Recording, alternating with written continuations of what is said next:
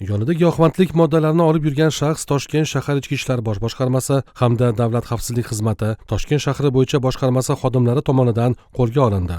Ma'lum bo'lishicha, ushbu fuqaro o'zi bilan Farg'ona viloyatidan poytaxtga 400 grammdan ziyod giyohvandlik moddalarini olib kelgan. O'tkazilgan tezkor tadbirlar davomida bir fuqaro o'zining xatti-harakatlari bilan shubha o'tganligi sababli shaxsiga oydinlik kiritish maqsadida 2 nafar xolislar ishtirokida yoniga borib, shaxsiy tintuv o'tkazilganda egnida bo'lgan kurtkaning chap cho'ntagidan qora rangli saqizsimon o'tkir hidli modda aniqlandi.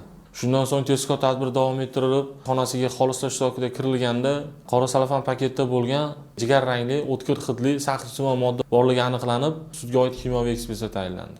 Hozirda to'plangan hujjatlar jinoyat ishi qo'zg'atilishi uchun Yakkasaroy tumani huzuridagi tergov bo'limiga topshirilgan. Shuningdek, gumonlanuvchining mehmonxonadagi xonasidan ushbu giyohvandlik moddasini bo'lib tarqatish uchun mo'ljallangan elektron tarozi hamda 1380 AQSh dollari miqdoridagi pul xolislar ishtirokida rasmiylashtirib olindi.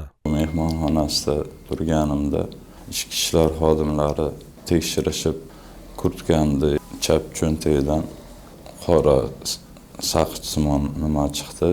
Xonada ham bordim deyishdi. Bordi. Xodimlarga taqdim etdim. Qilgan ishlarimdan pushaymonman.